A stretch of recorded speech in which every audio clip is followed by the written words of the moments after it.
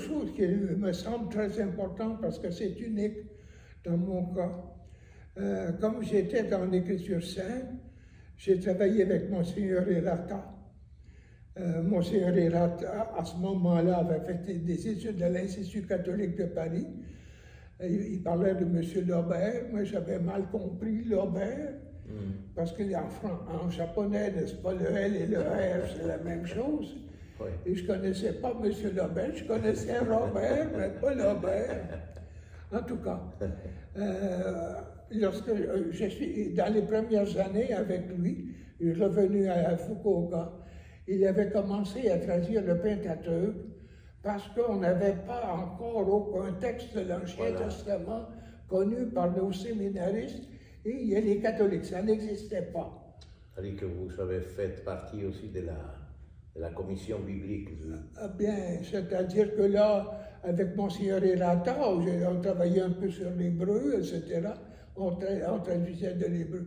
Ensuite, c'est à partir de 69, mais un peu avant ça, Monseigneur Hirata a été nommé à la conférence, était élu évêque en 62, et immédiatement, dans la réunion, il était le premier évêque à avoir fait quelques études d'écriture sainte au Japon. Hein. Ouais. Et à ce moment-là, toute la conférence épiscopale était des Japonais. Hein. Et alors lui, on lui a demandé, n'est-ce pas, qu'est-ce que valaient les noms, parce qu'on est au tout début, après la guerre, la langue japonaise se refait à nouveau, parce que jusqu'à présent, c'était une langue littéraire. C'était un peu comme la langue, le latin par rapport au français, ou par rapport à l'espagnol ou n'importe quelle langue, etc. C'est la langue littéraire. Là, on passait à la langue parlée. Hein. Et ça, c'était tout à fait nouveau. Et alors, qu'est-ce que valait, n'est-ce pas, à l'intérieur de la conférence épiscopale, il y avait des évêques qui disaient, oui, il faut tout simplement prendre la Bible protestante telle qu'elle, n'est-ce pas? Mais la plupart des évêques, qui sont plutôt traditionnalistes, qui sont, beaucoup d'évêques étaient opposés à ça. Alors, me demandant de faire une étude sur quelle est la valeur des prononciations des noms propres dans la Bible catholique. Wow. Qu'est-ce qu'il faut faire? À ça, j'ai fait un travail et j'en ai parlé avec les protestants, les baptistes qui ont le séminaire à Fukuoka. Alors, ils m'ont dit, il faut absolument faire connaître ça dans notre réunion, dans les congrès, je dirais, des études chrétiennes à Nagasaki. Ça, c'était 2 jours de congrès, et alors, ça, c'était une conférence à peu près d'1 heure avec des questions. Hein. Et ça, c'était le départ. C'était publié ensuite dans les revues protestantes, revues théologiques protestantes, et ensuite également dans les revues catholiques. Hein. C'est le début de la... Qu'est-ce qu'il faut faire? Comment doit-on transcrire les noms propres de l'Ancien Testament chez les catholiques? Alors ça, c'est le début des études. Ça, j'ai le texte en français, qui a à peu près 18 pages, qui a été distribué par Monseigneur Hirata à la conférence épiscopale, qui fait qu'à partir de ce moment-là, il n'y a plus aucun évêque qui a pensé, n'est-ce pas, accepter la Bible protestante telle qu'elle, mais je ne donnais pas aucune solution, n'est-ce pas? Mais je disais, j'avais présenté tous les jours. Ce texte-là, je l'ai conservé encore. Hein? Et ensuite, je dirais, on a vraiment commencé à travailler sur les problèmes des noms propres. C'est très compliqué, n'est-ce pas? Parce que, disons que les premiers travaux, datent de 63, je crois. 62, 63. Et la solution était faite en 84, 20 ans plus tard. Hein. Ah, ouais. Il y avait que beaucoup de travaux qui ont été faits, etc. Ça ne donne pas satisfaction, ça ne va pas, etc. Jusqu'à ce que les protestants demandent que ce soit la conférence, le comité exécutif de la Bible écuménique qui se charge de ça. Et là, dans cette Bible écuménique, le comité exécutif, j'étais le seul à avoir fait les études sur les noms propres. Donc, on m'a donné 2 mois pour trouver la solution aux noms qui ne suivent pas l'hébreu et ceux qui peuvent suivre l'hébreu. Hein. C'était les 4000 noms propres de l'Ancien Testament, avec les 2 thérocanoniques, évidemment. Hein. Wow. Et en fait, c'était accepté. Et lorsqu'on on a imprimé la Bible avec ça. Et d'après la Société biblique, c'était vers les années 2010, ils ont dit qu'ils avaient imprimé 13 millions d'exemplaires de la Bible. Ouais. Et elle est acceptée par tous les catholiques et les protestants. Hein, par tous les protestants. Et c'est une Bible facile à comprendre, facile à lire, etc. Mais au point de vue littéraire, très beau niveau littéraire. Oui, c'est ça. Ça, c'était un bon travail. Ah, ça, c'est le travail, ça. Alors, j'y ai travaillé, n'est-ce pas, dans cette Bible, parce que j'étais membre du comité exécutif. Voilà, vous avez laissé quelque chose. Parce qu'en réalité, au Japon, on était très peu. Je dirais, l'Église catholique ne s'est pas préoccupée, n'est-ce pas? Et les missions étrangères de Paris, eh bien, ils ont travaillé, ils ont traduit le Nouveau Testament, mais dans l'Ancien Testament, on n'avait rien. Bien sûr. Alors... plus difficile en même temps. Eh oui, c'est ça. C'était l'hébreu, non? Alors, c'est ça, on a eu le père Barbaro, qui est un Salésien, qui n'a pas fait d'études spéciales en écriture sainte, mais qui est arrivé très jeune au Japon, avant la guerre, et qui avait le sens, qui a fait la première traduction rapide en utilisant les Bibles françaises et italiennes, avec une traduction c'est lui qui a donné la première traduction catholique de toute la Bible en 64. Voilà. C'était la première fois qu'on avait une traduction catholique de l'Ancien Testament. Les franciscains avaient commencé, mais c'était publié volume par volume. Eh bien, ça a pris un peu plus de 50 ans pour traduire toute la Bible. On parle de la Bible, non? Mais il y a d'autres livres aussi qui avaient besoin d'être traduits pour... Oui, mais je peux vous dire quelque chose sur ça.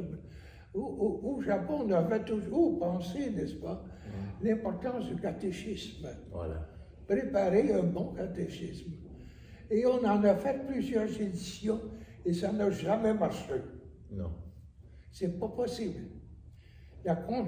C'est parce que le catéchisme s'est déjà pensé dans la mentalité occidentale et le japonais est une mentalité complètement différente, qui fait qu'aucune édition, aucune présentation, ça fait connaître des choses, mais c'est pas ça. C'est tout simplement la rencontre dans la foi qui était importante. Ouais. Et ce qui fait que dans les cours de catéchisme, ils n'avaient pas de chrétiens qui venaient facilement. Ah, ouais. Alors que dans les cours d'écriture sainte, c'était toujours plein. Ouais. Et c'est comme ça. Hein? Alors, et là, j'ai travaillé là, pendant... c'est ça.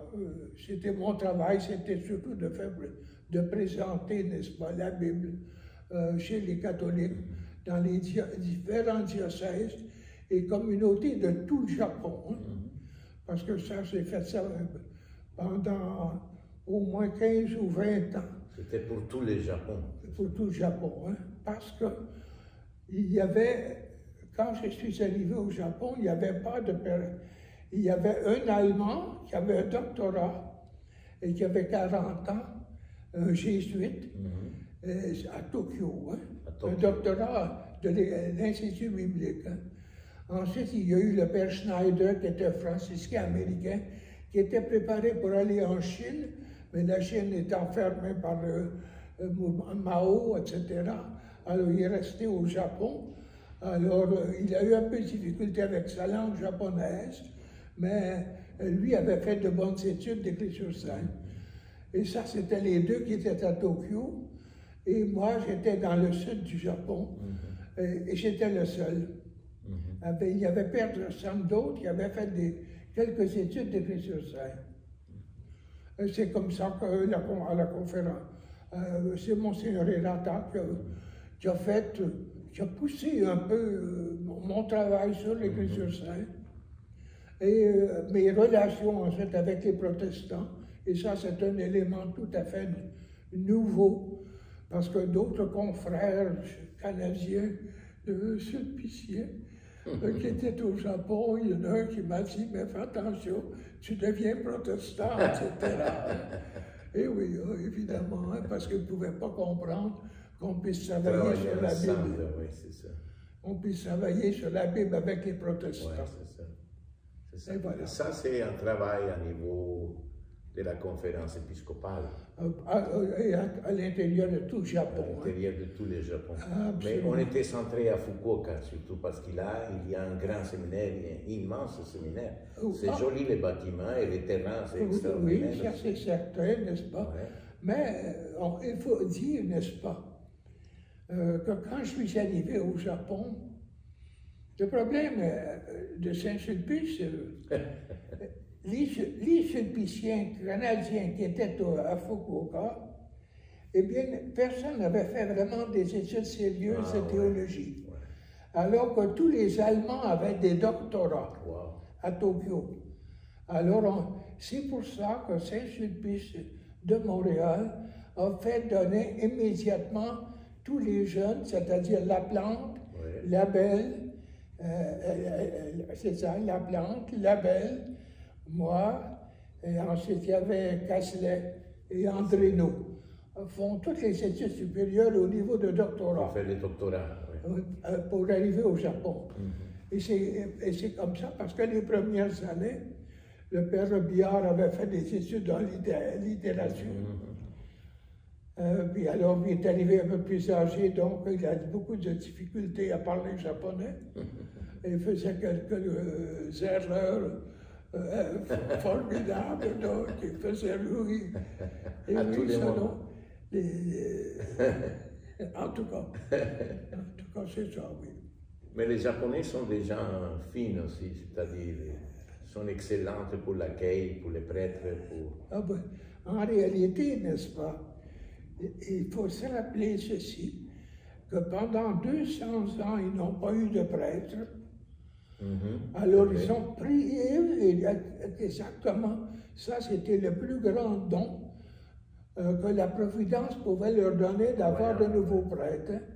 Quand je suis arrivé dans le sud du Japon, il pouvait y avoir peut-être un peu plus de... quand je suis arrivé, disons, 50 à 60 prêtres japonais dans le sud du Japon. Et nous en avons formé 260. Wow. En 50 ans. Donc, on a créé tout simplement l'Église. Était créée, et c'est le travail du séminaire de Fukuoka. À Tokyo, n'est-ce pas, le grand séminaire est important, n'est-ce pas, parce que là, ils ont pas simplement 5 diocèses, c'était tous les autres diocèses, tout le centre du Japon et le nord du Japon. Autrefois, c'était les missions étrangères de Paris qui étaient là, mais ils n'avaient pas le fameux niveau intellectuel. Alors c'est pour ça que c'était immédiatement après la guerre, les jésuites sont entrés avec des doctorats. Et c'est eux qui ont pris la direction du grand séminaire, ce qui fait qu'au moment de la révolte étudiante en 69, eh bien, il n'y avait aucun jésuite qui qui étaient japonais, au grand séminaire. Wow. Et ça a fait une révolte. Ah oui. Et ils ont chassé les jésuites. Et c'est pour ça que l'épiscopat a été obligé de reprendre le séminaire avec les évêques qui allaient à tous les mois une visite au séminaire.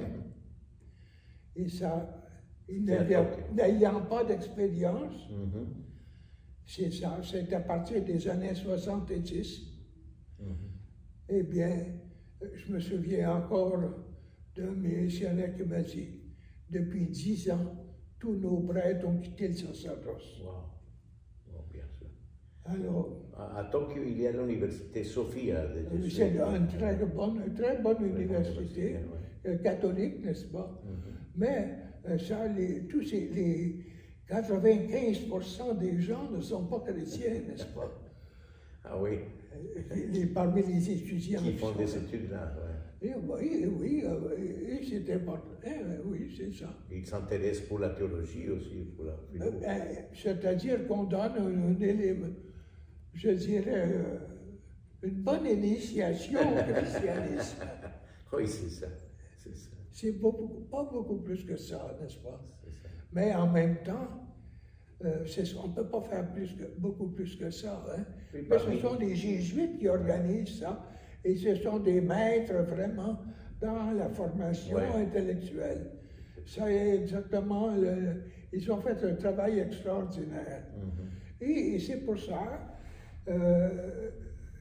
avec la révolte étudiante, on a tout simplement, les jésuites ont abandonné complètement la direction du grand séminaire et des séminaires. Ils l'ont abandonné et les évêques l'ont pris croyant pouvoir le faire avec facilité. Ça a duré à peu près 30 à 40 ans, mais ça ne marchait pas. Alors c'est pour ça qu'il y a 7 ou 8 ans, on a le séminaire de Fukuoka avec le séminaire de Tokyo, un séminaire ensemble, etc. Ça, c'est pour pouvoir avoir l'expérience de Fukuoka. Sans trop en parler, n'est-ce pas, mais et en réalité, lorsqu'on voyait le nombre des séminaristes et ceux qui sont devenus évêques. Oui, ils sont nombreux qui sont devenus évêques. Oui, moi j'en ai déjà 10 ou 11. Qui ont étudié à Fukuoka. Oui. J'ai enseigné peut-être à 200 élèves. Wow. 200 prêtres japonais, hein, durant parce que j'ai enseigné le cours de théologie, le cours d'écriture sainte, mais même j'ai eu, pendant 2 ans, j'ai eu tout le cours de dogme à 5 heures par semaine. J'ai eu des cours de liturgie, il y a eu toutes sortes de choses en plus de toute la Bible. J'étais le seul Ancien et Nouveau Testament pendant 25 ans. Hein. Parce qu'il n'y a personne d'autre. On a essayé de former, et alors, on a des prêtres japonais, on a eu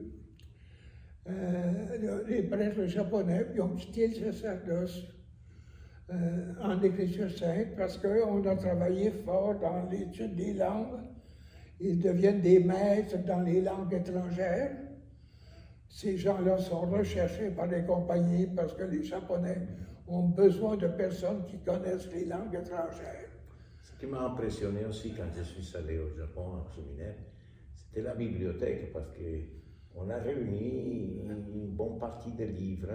Oh, notre bibliothèque est excellente. Hein? Oui.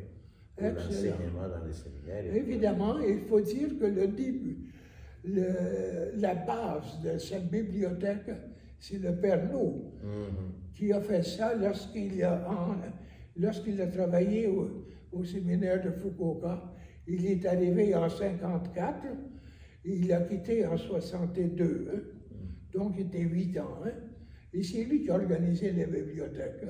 Après ça, le Père Labelle en a pris, on a exactement conservé les mêmes procédés, etc. Et on a amélioré, agrandi, etc. Et ensuite, une bonne classification. Et c'est ça qui a vraiment fait que notre bibliothèque il y a les protestants venaient, j'en ai connu, qui ont passé même 3 ou 4 jours à Fukuoka, venant du centre du Japon, parce qu'ils ont déjà des universités, mais nos bibliothèques avaient beaucoup de volumes qu'on n'avait pas nulle part ailleurs, au point de vue théologique. Hein. Alors, c'était spécialement pour les, en ce qui regarde le français. Dans la théologie, chez les jésuites, là, cette partie-là est plutôt faible. Voilà. Non, c'est une histoire. Votre histoire, c'est l'histoire de Saint-Sulpice au Japon. Absolument. Ça, c'est important que tu nous la racontes. On va les faire en plusieurs vidéos parce que on ne peut pas tout dire dans une seule vidéo. Parce que c'est combien d'années que vous avez passé là? J'ai été exactement dans le séminaire de Fukuoka 51 ans. 51 ans, imaginez. C'est-à-dire au niveau théologique. Hein. Le père Trudel a été plus longtemps, mais c'était avant la guerre. Et ce n'était pas le séminaire à ce moment-là. On a eu un peu, n'est-ce pas, de préparatoire au séminaire. Hein.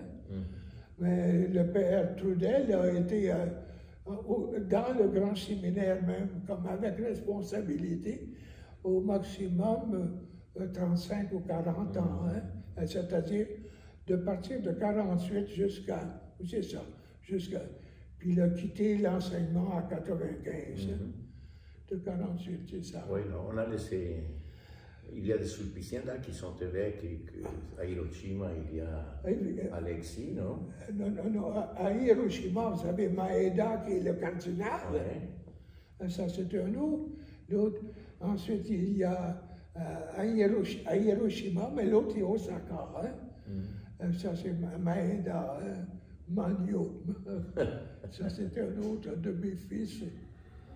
Et oui, alors, on a...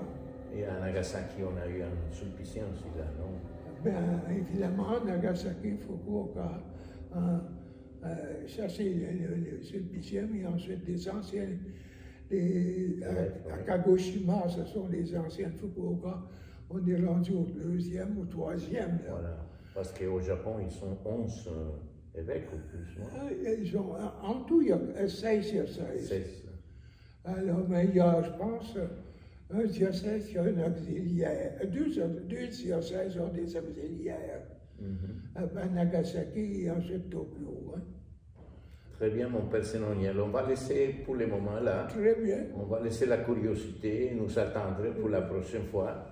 Et que peut-être qu'on pourrait parler. J'ai déjà écrit toutes ces choses-là. Ah oui, mais c'est bien d'entendre aussi. Ben oui, c'est plus vivant, n'est-ce pas? Bon, c'est peut-être qu'on peut parler après pour la formation proprement. C'est ça, oui. Au Japon.